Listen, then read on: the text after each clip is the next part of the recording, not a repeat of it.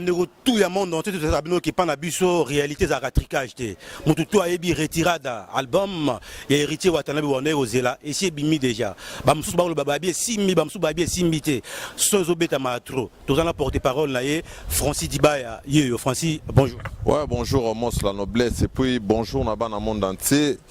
ba retiradien tout le monde entier je crois baza branché ba Hollande depuis bon séjour na Emoro mais c'est les chanteurs héritiers Watanabe depuis la Suisse précisément à Lausanne donc bon c'est ça voyagé déjà. Ouais, voyagé depuis jeudi.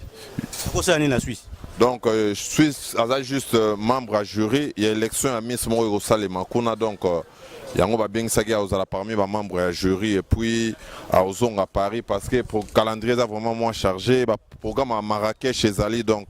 voilà quoi. Mais Francis Dibaya album est bien retirada ezobeta matro bamsu babi esimbi bamsu babi te générique yo tant que porte-parole héritier Watanabe lecture nous ça la presse sortir album. Donc album ça marche déjà, ça marche, j'étais à Brazza presque je fais un mois à Brazza où je fais les chaînes de Brazzaville pour annoncer l'album et puis l'album était sorti. Artiste Père Otagi Brazza juste sur le canal chaîne à télé kuna. L'album ça évolue juste na biso bango ga ils en les vire. Et à les vire pas tama passo ba chena les vire te moi vimbeate. Ah déjà la pour gâcher les vire malembe bore vimba. Et vire ni yani gwa et ça ba clip et zeloni. Les vire ya promo, les lo déjà ba chaîne de ba radio de Jérôme Beta. Je crois lundi déjà na bato ba télé to aussi la nana bango levir yango na to chaka levir ne ya promotion TV misa disque parce que nanzila na ole ka ba déjà ba na ba titre na bango préféré netima sananga don Mike Kisuki dina Belgique ya lingane tout en noir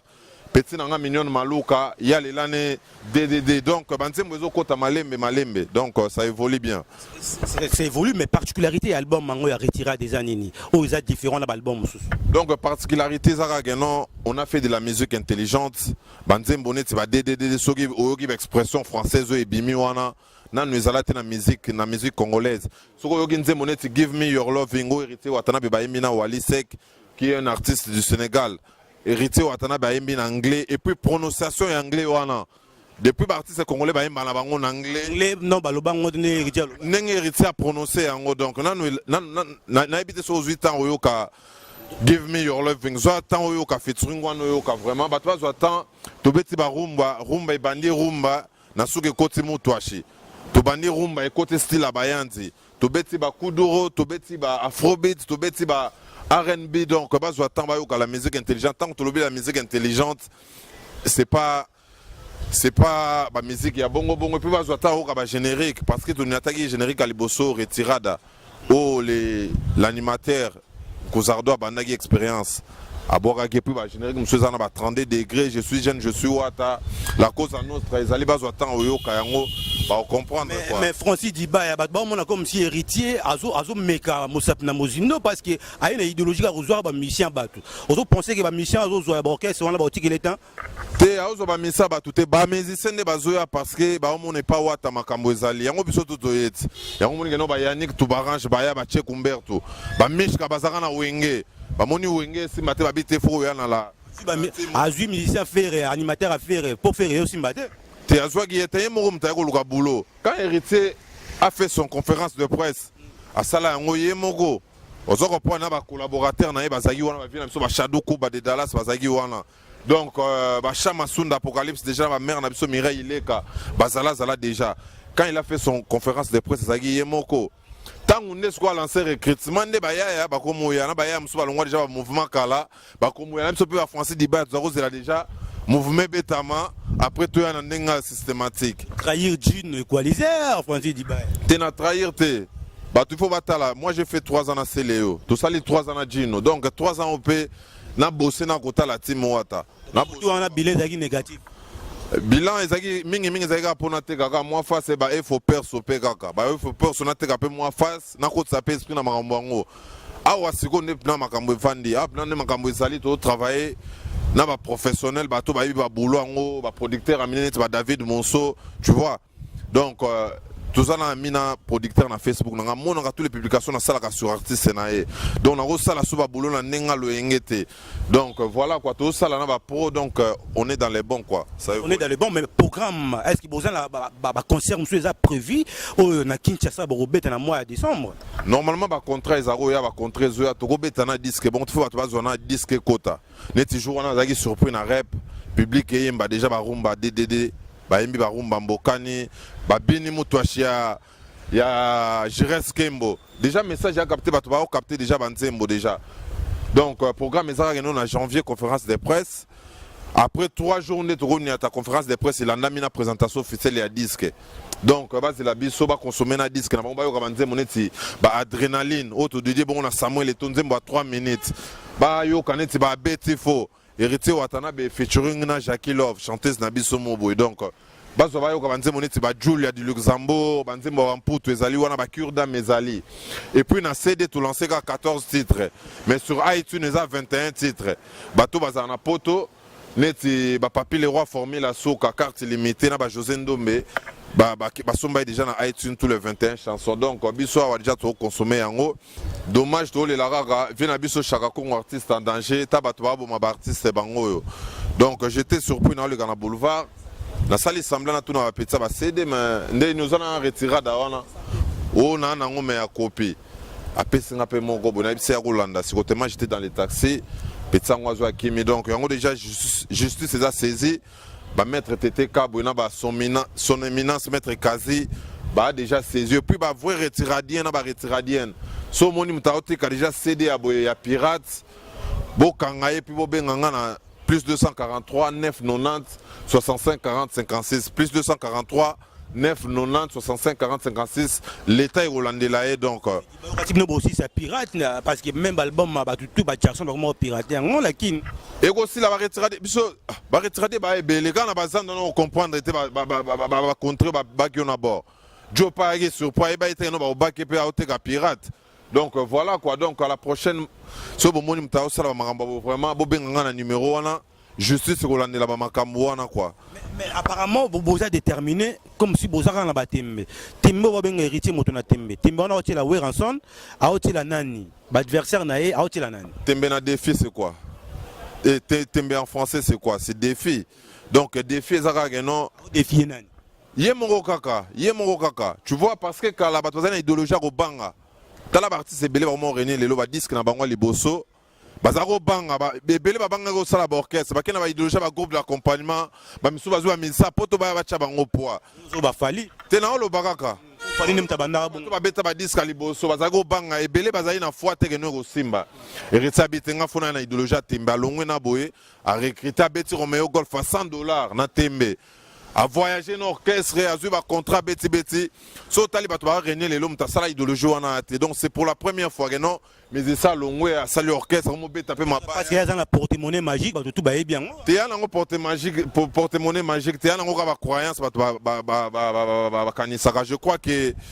ba Damien Duman ba contredire ngate na ba ser nanga lina chi swagami parfumeur ba contredire ngate za nango ma solo héritier Watanabe ya moto yo azakana ba Dario Sakwala l'associé valable du boss parce que Braza Migolo est en crise surtout ni ba tout ba uta Braza ba en crise mais moto simbi makambo Migolo est Dario Sakwala je crois que ba fiston ingani l'espoir de la jeunesse congolaise va contredire ngate quoi ezaka que nous azakana ba to makasi na simanae ba Gracien Sakala bazagawana donc ba maman c'est le lot molisho bazara wana donc pour na kosimbara mon konzi pour évoluer bien quoi mais siko ba fan tout héritier Rolando de partout à travers le monde ni ba retenir ya héritier Watanabe donc bazwa ba yo ka disque na bango bo ka banze moneti ba adrénaline ba yo ka banze moneti ba DDD auto DD bongo Daniel na mais c'est Denis Christel Sassung et Subayo Kaba générique ou animateur na bango ba bois qui base moi temps au disque surtout bengango levir on fait de la musique intelligente ba misu ba beti na musique ama yoto pesa ba misu ba beti na bango ba disque ama yoto disque mo ba sangani ga beti na disque a beti tika beta kaka bazwa temps yo ka disque et puis ba sommet disque ba somba yango vraiment disque zo kende tout est déjà plus de 25 000 CD plus de 25 000 CD à combien de jours en moins de 2 mois plus de 25 000 CD sans compter ma vente, on a téléchargement, on a iTunes, on a Spotify, on a Deezer. Et puis pour la première fois, Rumba Ebeta 1 million de vues. na 3 mois. Kosomba to eza bato bakoti. Bato ba yande ba complexé bato bana idéologie ko so bato kosomba mais bato belé ba somba bato belé ba sa ba succès mais ba sombaka. Yande bato bana complexe ono héritier sombi ba vie. Bango ba ke ba somba ba vie. Na moi mutu moko noté ba sombi ba vie. So pe 25 000 vies so pe na mère surtout bata maison mère ba betela ngo c'était trop. C'est un complexe, lelo ba vie ba somba te. Par contre dans la page Facebook no kosomba ba j'aime. Bah, j'aime Rosomba yango ils avaient jamais à sponsoriser mais chaîne YouTube ils ont bateau ba gérer yango on se comprendre donc il y a un bateau ba na complexe bateau non ba na ba vu Mickey na YouTube ba ngendo sala ba campagne ya bongo quoi mériter watana be so sali vidéo na mériter watana be sikoyo au mona yango kotaka na Instagram apamba kotaka na Instagram apamba mona des gars à suivi kotaka na page Facebook nenga za suivi donc rien à dire quoi bateau ba ça ba campagne ya bongo ba on peut pas ngendo somba na ba $10 wana ba somba na ba vie wana total pe ba vidéo na bango quoi. Mot de la fin pour le lot Francis Dibaye. Donc mot de la fin Zara Kenon mon konzaza na Lausanne juste pour na assister na élection à mis sur Osale Makuna mais biso après mouvement de travailler à coulisses biso pe de zonga déjà be émission parce que na ina Brazza na zonga gi déjà boulot pe bandi déjà donc ba consommer ga retirer dans l'album mo bazela qui ba rozala dessus te quoi ba doma ki soki na Belgique na ba do salchikanda bo consommer par là qui yango wana je crois que ba Apocalypse be là ba Ange Apocalypse na Paris retirer da yango wana page Facebook na ngezali Francis Dibaye officiel brozonga et pour Instagram ezali Francis Dibaye officiel 1301 à la fin donc bon consommer disque na bino yango na retirada et au salabiso vrai bien merci au moins encore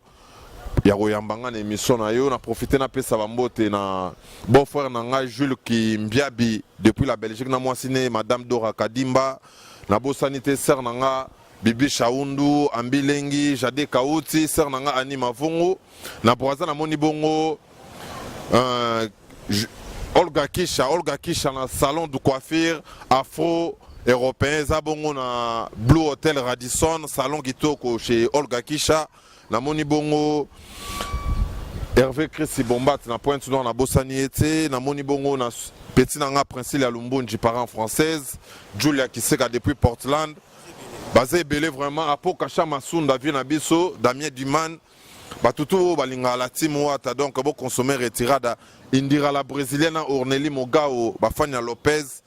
Bambote na bango quoi. Merci beaucoup. Donc là c'était bien Francis Dibaye à prendre compte. Il y a Héritier Watanabe. Je pense qu'il y a une précision par rapport à l'album où on a retiré depuis. Il y a orchestre. Il y a Héritier Watanabe qui est journée actuellement. C'est un grand merci à Patrick, c'est-à-dire caméraman le plus conscient. Hein? Oh, maman, c'est-à-dire sur 10h.